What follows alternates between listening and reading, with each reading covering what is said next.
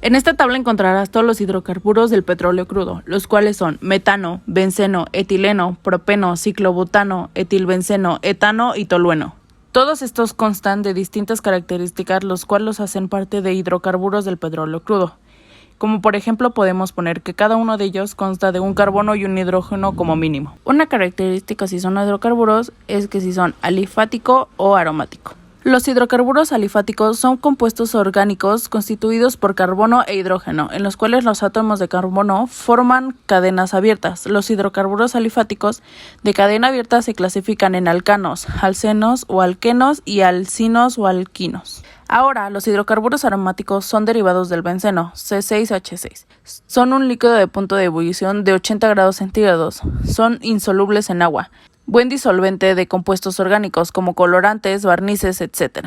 Y materia prima base de muchas sustancias de la industria química. También te mencionamos cuál es la abundancia en porcentaje del alinfático o aromático en todos los hidrocarburos. Como ves, tenemos variaciones de 19%, 10% hasta el 33%. Esto varía dependiendo de cada uno de los hidrocarburos. También te mostramos cuáles son las estructuras de Lewis, ya sea que tengan un enlace sencillo o enlaces dobles, pero en cada una de ellas verás que todas tienen un carbono y un hidrógeno. También te mencionamos todos los tipos de enlaces que tiene cada uno de los hidrocarburos, ya sea covalente no polar o covalente polar. El agua es una sustancia compuesta por un átomo de oxígeno y dos de hidrógeno, unidos por dos electrones de enlace, dejando al oxígeno con dos electrones no enlazantes. El hidrógeno tiene un electrón de valencia y se encuentra dentro de la familia y periodo 1. Por su parte, el oxígeno tiene 6 electrones de valencia y se encuentra en la familia 16 y el periodo 2.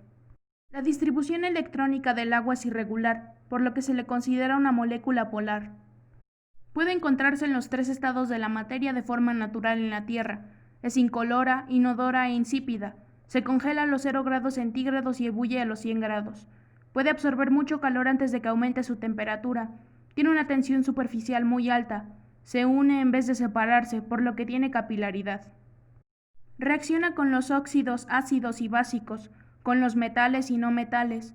Forma hidratos al unirse con las sales. El petróleo está compuesto por distintos tipos de hidrocarburos, por lo que su punto de ebullición aumenta dependiendo del alcano. Es más liviano que el agua e insoluble dentro de la misma. Los hidrocarburos no saturados le dan un olor desagradable. Su color puede variar, pero usualmente es verde. La volatilidad depende de los puntos de ebullición de sus componentes. Su tensión superficial es muy baja. Es contaminante al usarlo como combustible y al exponerlo a un calor de 800 grados se descompone y forma hidrógeno y alquenos. Se compone de un 83 a 87% de carbono y de un 11 a 14% de hidrógeno. El hidrógeno tiene un electrón de valencia y se encuentra dentro de la familia y periodo 1. Por su parte, el carbono tiene 4 electrones de valencia y se encuentra en la familia 14 y el periodo 2. En la siguiente tabla, podemos ver las propiedades de los hidrocarburos principales que constituyen al petróleo, dentro de los cuales hablaremos de el metano, el benceno, el etileno, el propeno, el ciclobutano, el etilbenceno, el etano y el tolueno. Como podemos observar, la geometría molecular de la mayoría de estos hidrocarburos es tetraédrica o trigonal plana, a excepción del tolueno, cuya geometría molecular es un hexágono con un grupo metilo en cualquiera de sus carbonos. La polaridad de estos hidrocarburos es apolar, y las fuerzas intermoleculares que interactúan sobre ellas son fuerzas de dispersión de London entre la misma molécula y dipolo-dipolo inducido entre la molécula del agua y el hidrocarburo.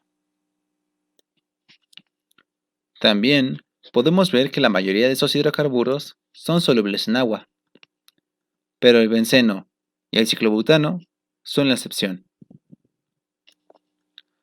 En la siguiente columna podemos ver la densidad, viscosidad y volatilidad de los hidrocarburos, que aunque varíen en los valores de densidad y viscosidad, la mayoría son altamente volátiles, a excepción del tolueno, cuya volatilidad es relativamente baja. A continuación, se muestran los puntos de ebullición de todos los hidrocarburos, que van desde los menos 161.5 grados centígrados hasta los 136 grados centígrados. Y finalmente encontramos el estado de agregación de cada uno de los hidrocarburos, donde se puede ver que la mayoría son gases y solo algunos son líquidos. Gracias al derrame provocado por la compañía British Petroleum en el Golfo de México, se desarrolló una nueva manera de separar el petróleo del agua.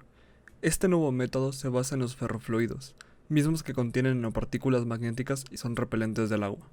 Capaz de limpiar magnéticamente los derrames del petróleo, el método en cuestión parece ser tan eficiente que el combustible recuperado puede ser reutilizado para recompensar el costo de la limpieza. Para CECI a 2012. Dentro de este método lo que ocurre es lo siguiente. El petróleo se adhiere a las partículas ferromagnéticas que más tarde serán recuperadas por medio de imanes. Una vez separadas las nanopartículas del petróleo, este queda lo bastante puro como para poder utilizarlo. Es decir, el proceso no solo limpia el derrame, sino que permite la recuperación del crudo derramado, que según los autores de este trabajo, podría ser reutilizado para compensar el costo de la limpieza. Palacesi A 2012. Método de separación 2. Floculación. Es un proceso químico mediante el cual, con la adición de sustancias denominadas floculantes, se aglutinan las sustancias coloidales presentes en el agua, facilitando de esta forma su decantación y posterior filtrado. Basado en diferencias de densidad utilizando un floculante como jabón o detergente. El proceso de floculación es precedido por la coagulación, por eso se suele hablar de los procesos de coagulación-floculación. Estos facilitan la retirada de las sustancias de suspensión y de las partículas coloidales. La coagulación es la desestabilización de las partículas coloidales causadas por la adición de un reactivo químico llamado coagulante, el cual, neutralizando sus cargas electrostáticas, hace que las partículas tiendan a unirse entre sí. La floculación es la aglomeración de partículas desestabilizadas en microflóculos, y después en los flóculos más grandes que tienden a depositarse en el fondo de los recipientes construidos para este fin, denominados sedimentadores. Los factores que pueden promover la coagulación-floculación son el gradiente de la velocidad, el tiempo y el pH.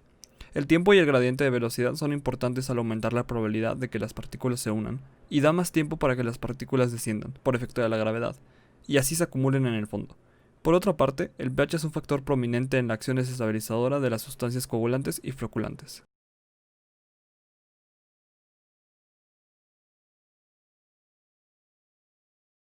Tenemos que entender que para que el agua sea potable, esta lleva un proceso denominado el proceso de potabilización, que constituye 6 etapas: la captación, coagulación, decantación, filtración, cloración y por último la distribución del agua ya potable.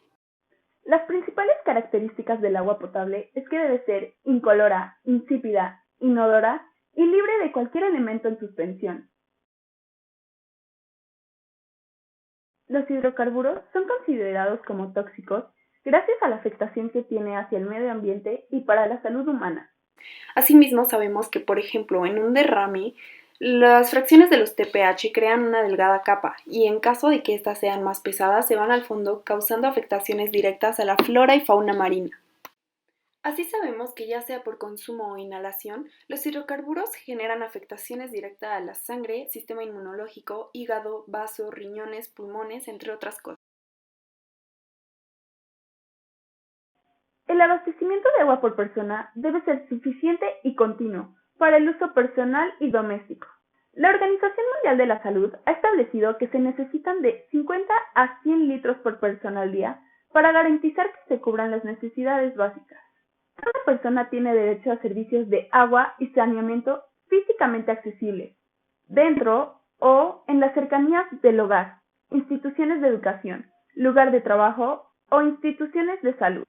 De acuerdo a la OMS, la fuente de agua debe encontrarse a menos de 1000 metros y el tiempo para desplazarse en busca de ella no debe superar los 30 minutos.